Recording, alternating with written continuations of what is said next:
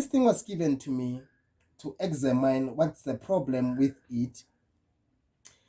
The first thing that I was going to do, I was going to look for the dry joints and the obvious burnouts on the circuit, maybe on the traces or something else. But looking at this one, when I just turn it around, come closer, I just do not know if maybe you are going to figure out or you are going to see. Let me just try to give an extra light here. You can see here that this thing has been bent. So this gives us a very, very, very obvious thing that this thing, something has bent out. But so this thing gives us or make our troubleshooting very, very, very simple. So I'm not going to go through this because this thing is very simple, because you can see here it has been bent out on the traces here, and if you flip it around here and if you look on the other side, look here, this thing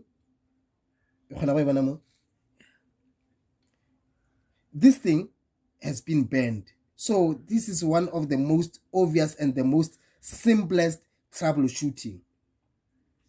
So I didn't imagine or I didn't think that this is going to be this simple. But anyway, let's just assume that this thing was not going to be this simple. Let's just say that this thing was having no obvious reasons like these ones that they have the obvious burnouts on the circuit board as like this, okay?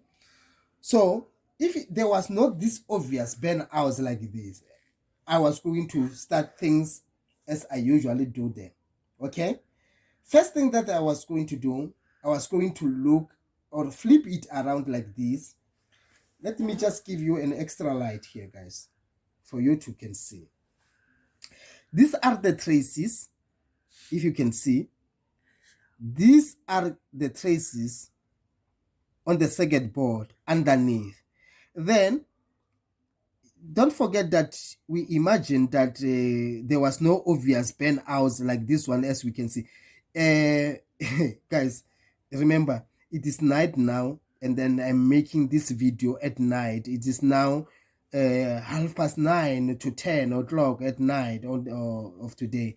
So bear with mind with here. I just want to make this thing for tutorial purposes, and then I'm just going to give you this clue. And then I just want to give you the basics on how to troubleshoot things like this, the electronic circuits and so on and so forth. So this is an advantage for you.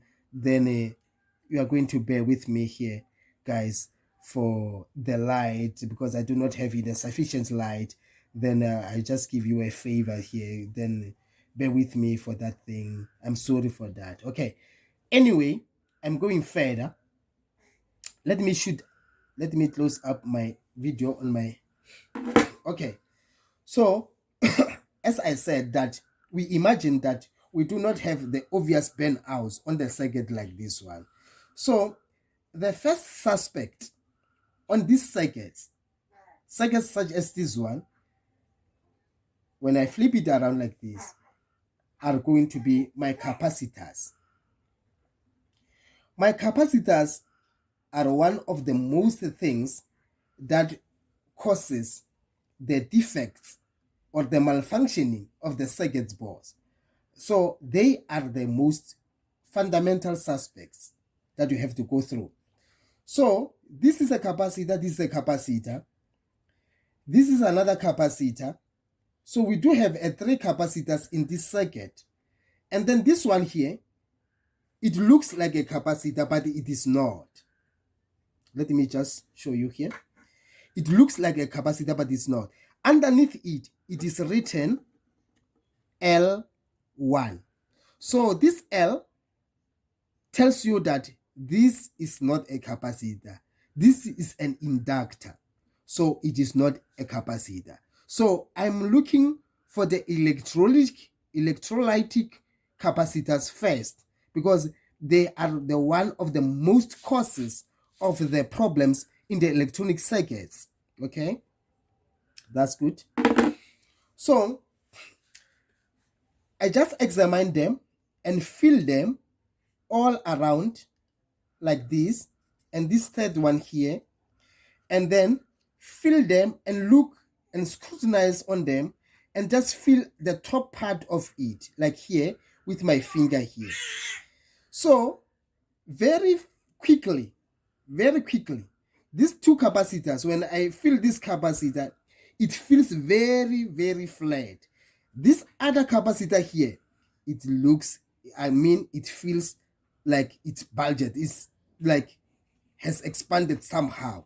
So this might be the problem. If there was no any other forms of deformations on my circuit board. Don't forget that we assume that this circuit has no visual things that shows that it might be having some problems on it. Okay, that's right.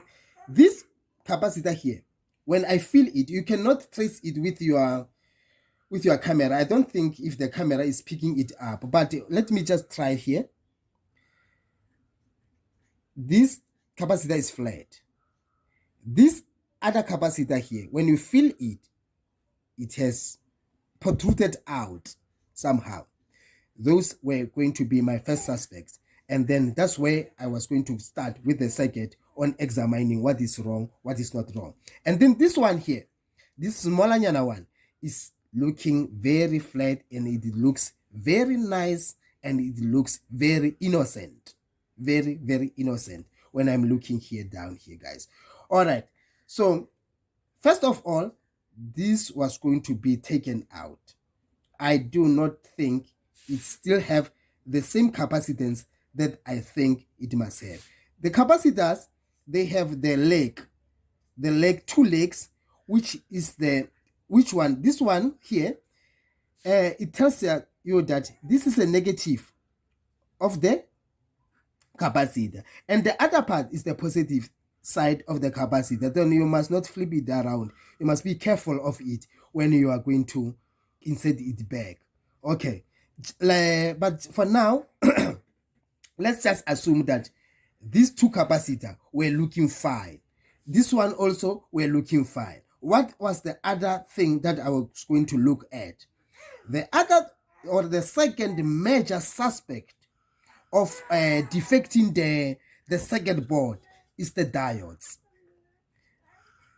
This is my diodes. This is a PN junction diode. PN junction diode. They have got 1, 2, 3, 4, 5, 6. There are so many. On this circuit. Okay, but for you to troubleshoot this second suspect, which are the diodes, you will have to take at least one leg out, because if you do not take one leg out, the current, or you're not going to get the good readings out of that, because it is going to have some other way around, because you do not know how this circuit is constructed, and then you are going to have something that you will not understand. Okay, so for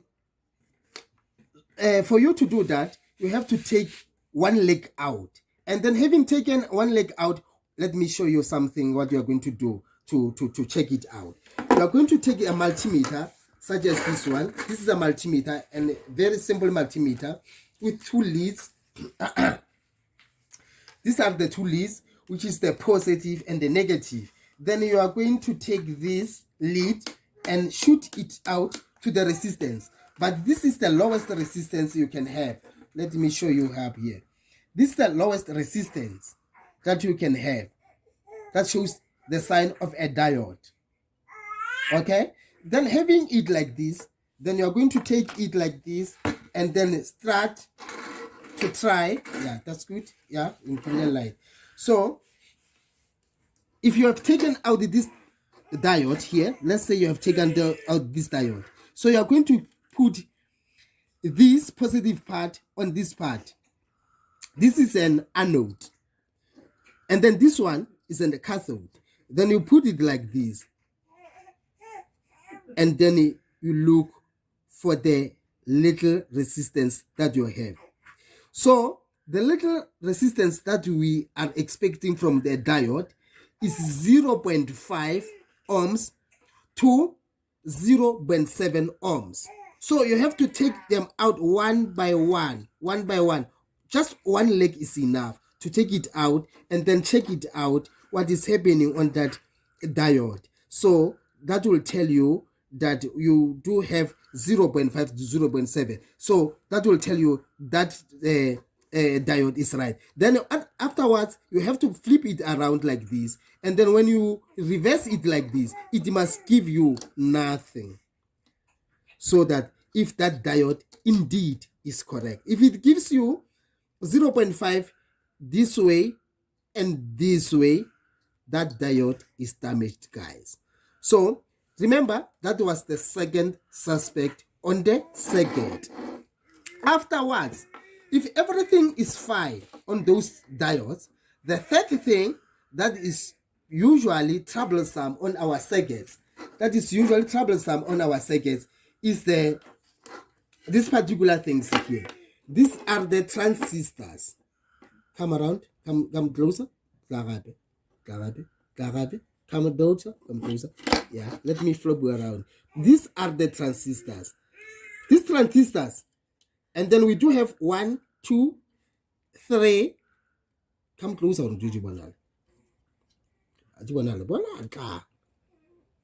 This is another transistor. So in this circuit, we have 1, 2, 3, 4 transistors. So these transistors are the third most troublesome components in the electronic circuit. So for you to test them, no way out. You have to flip it around and then desolder these points and desolder these other points. This is another transistor. 1, 2, 3, 1, 2, 3. Desolder them out and take them out. So for these transistors, they are either a PNP transistors or an NPN transistors. Okay, how do you test for an NPN or a PNP transistors if they are fine or not fine? Okay, the thing that you are going to do when it is taken out or it was removed out, you are going to take your multimeter. Still, again, you are going to put it again on the diode mode here, the very least resistance that you can have. Okay, so having done so, you are going to have the two leads and you're going to put it on one of the, let's just say I choose the center one and then I assume it as a P. So as a P, then I'm going to put this one here on the other one. It gives, if it gives nothing like this, it gives nothing. And then on the other way, again here, it gives nothing. So I'm going to flip it around and put this negative probe on the center of these transistors, of this transistor, and take the positive probe and put this on this one. It gives me 0.5. And then on the other one here, 0.5. So what does this mean? This is a PNP transistor. No way out. That's how we test the transistor, guys. Then I'm satisfied. This transistor here is a PNP transistor. It's not a NPN transistor. Satisfied with that? That is our third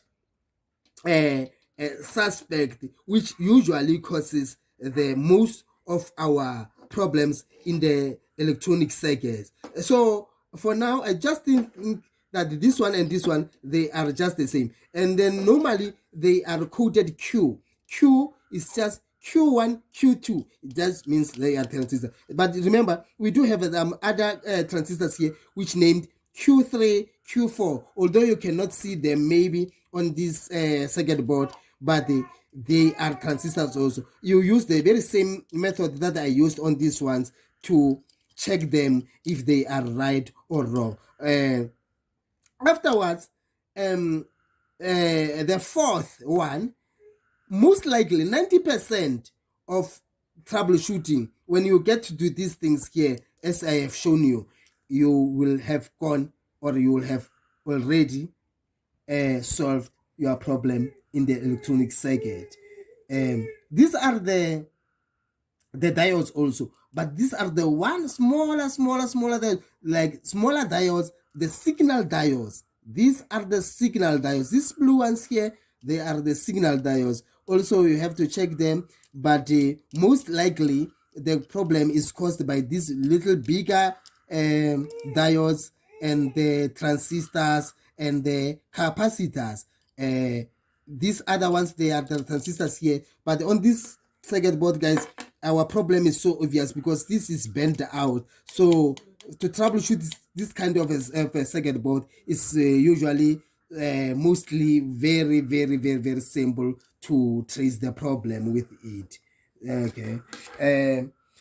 So guys, that's how we usually, those are the basics of electronics. If you want to know more, then subscribe to my channel, and then I will get you very deep into the detailed form of the electronics, and on how to troubleshoot them, and so many other things. Okay, come down here again. So these are the ceramic capacitors. Not in most cases, they are having a very